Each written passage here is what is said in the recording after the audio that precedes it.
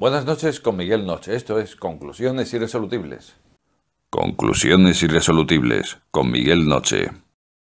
Esta noche vamos a hablar de algo, de una investigación, de un hallazgo que a mí me parece de vital trascendencia, de mucha importancia dentro de lo que es el mundo de las energías y dentro de lo que es el mercado de la automoción, tanto para los vehículos de combustión interna como para vehículos eléctricos. Estamos hablando del hidrógeno, del que ya hemos hablado muchas veces aquí y del que siempre nos vienen diciendo que todavía no está porque todavía no es rentable.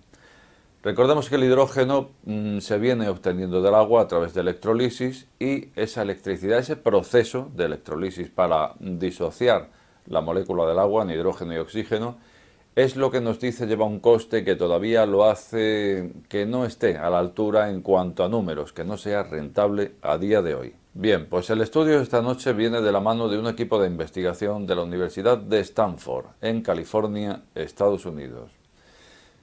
Nos dicen que han conseguido un procedimiento que resultaría viable, y cuando digo viable quiero decir barato, para hacer esa electrolisis. Entonces vamos allá, vamos a ver qué es lo que han conseguido y cómo lo han hecho, porque a fin de cuentas, qué trucos puede haber, ¿no?, para hacer una electrolisis y que sea más eficiente y que sea más barata. La cosa es que recordemos cómo era una electrolisis. Tomábamos dos electrodos, los sumergíamos en el agua, aplicábamos una corriente y a partir de ahí esa corriente lo que hace es romper el agua. Romper, disociar la molécula de agua. Recordemos H2O, pues esa molécula se rompe en dos átomos de hidrógeno, uno de oxígeno. A partir de ahí, esas impurezas que pueda tener el agua lo que hacen es corroer esos electrodos, lo cual le dan una vida limitada dentro de esa electrolisis. Para prolongar, por lo tanto, la vida de estos electrodos, lo que se hace es purificar ese agua. Bueno, pues este es uno de los procesos más caros de todo este asunto de la electrolisis. Purificar el agua. Esto lleva unos costes y estos costes encarecen. Pues aquí es donde ha logrado este equipo de la Universidad de Stanford, es donde ha logrado hacer un sistema donde se abarata bastante, porque no hace falta purificar el agua y tampoco vamos a coger agua normal de un grifo ni nada de eso, vamos a coger agua del mar, o sea que más barato que eso, imposible. Nos vamos al mar y tenemos nuestro tanque con agua. Bien, ¿qué ocurre a partir de ahora? Que cuando aplicábamos una electrolisis, cuando aplicábamos unos electrodos a ese agua, la duración de estos electrodos venía siendo un máximo de hasta 12 horas. ¿Y por qué 12 horas? Pues porque el agua de mar no solo tiene sus impurezas, sino que además también cuenta con aproximadamente unos 36 gramos litro de minerales, de esa sal marina. Entonces esos minerales se van adhiriendo a esos electrodos y los acaban por corroer. Como digo, en 12 horas esos electrodos ya estaban para sustituir. Así que la cosa con agua de mar venía estando ahí en 12 horas máximo y aplicando determinada intensidad. Bueno, pues este equipo ha ideado un nuevo sistema que consiste simplemente, llevará lo suyo, pero lo que se hace es simplemente, como digo, blindar el cátodo de estos electrodos con un sistema multicapa de carga negativa. Recordemos que la sal marina también tiene carga negativa, por lo tanto lo que va a hacer es repeler y si repele no atrae, por lo tanto no se van a adherir esos minerales del agua. En la fuente solamente he visto que se va a blindar ese cátodo. Del ánodo no dice nada. Luego entiendo que entiendo literalmente, lo que se desprende de ahí es que solamente blindando el cátodo estamos preservando ambos electrodos, ánodo y cátodo. Bueno, pues a partir de aquí, ¿qué tenemos? Tenemos que podemos coger agua de mar directamente cuando sabemos que es la más barata que podemos encontrar, dado que no hay que tratar nada, y a partir de ahí introduzco dos electrodos, uno de ellos, el cátodo, lo he blindado con ese sistema multicapa, como digo, de carga negativa, aplico una corriente y resulta que tenemos una ventaja, y es que esa corriente puede ser de una intensidad 10 veces mayor que lo que venía siendo hasta ahora. Y entiendo, según la fuente, de lo que venía siendo en agua de mar, porque como no lo especifica, entiendo que el símil viene siendo con el mismo experimento, es decir, electrolisis en agua de mar. Bueno, pues con este sistema se puede aplicar una intensidad de 10 veces mayor de lo que se venía haciendo.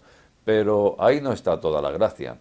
La gracia está en que estos electrodos, con este sistema, al final puedo multiplicar con ellos bastante las horas de duración, hasta 1000 horas. Recordemos que hemos dicho que se venían a corroer en aproximadamente 12 horas. Bueno, pues esa corrosión se va a tener que esperar hasta 1000 horas con el sistema, como digo, de blindar solamente el cátodo. Parece un sistema bastante prometedor, porque 1000 horas frente a 12 viene a ser multiplicar aproximadamente por 83,3 la cosa. Así que hemos logrado algo bastante interesante. Tanto que yo me llego a preguntar, ¿y no será que ya habremos dado con un sistema que haga viable el hidrógeno para su aplicación? Porque este equipo ya ha presentado el sistema, ha hablado de números, esos números que decimos, hasta 1000 horas de duración de los electrodos, hasta 10 veces la intensidad de esa electrolisis, pero no nos dice si con estos números ya tenemos un hidrógeno rentable o no, cuando en realidad yo creo que el equipo que lo está haciendo ya debería saber si lo tiene o no lo tiene.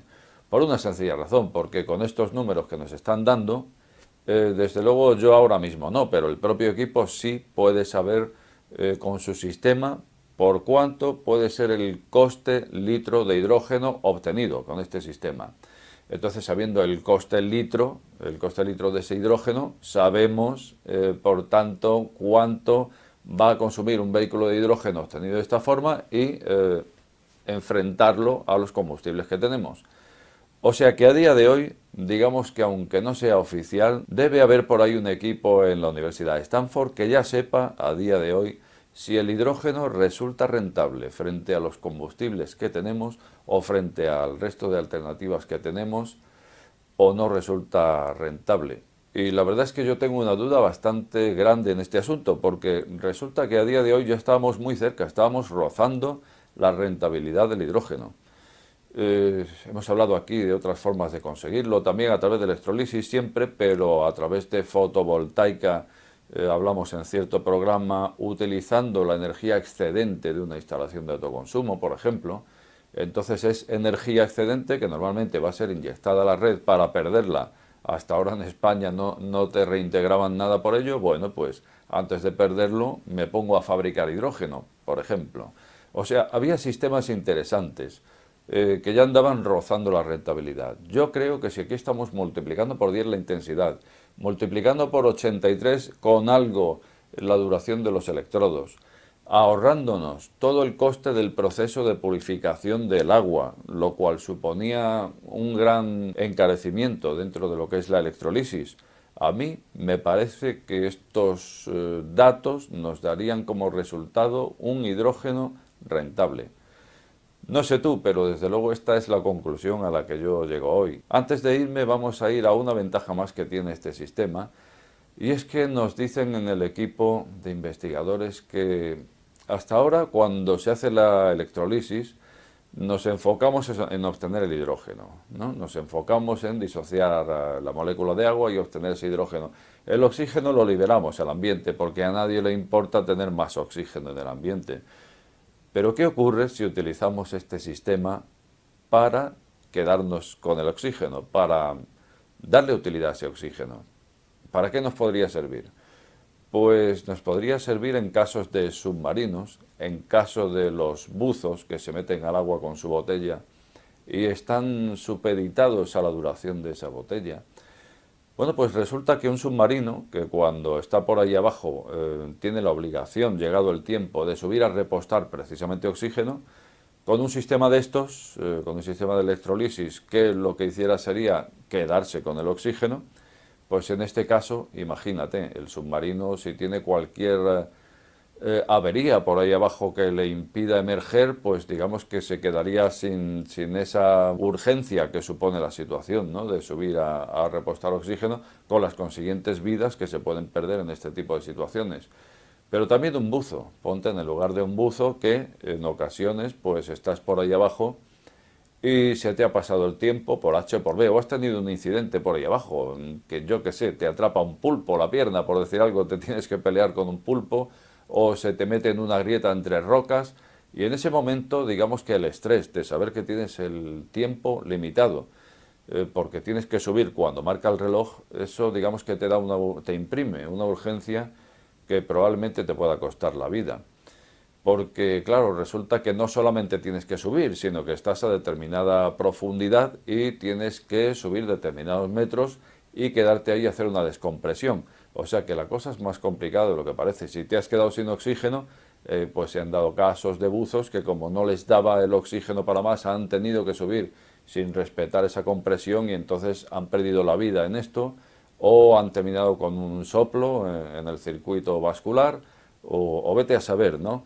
Entonces, esto, desde luego, resultaría muy interesante. No depender ya del tiempo. Cuando un buzo baja por ahí abajo, pues no tendría que depender del tiempo de la bombona, sino que llevaría un artilugio que estaría fabricando, o mejor dicho, disociando el oxígeno del propio agua y, por lo tanto, evitando las prisas que hasta ahora venían acompañando al buzo.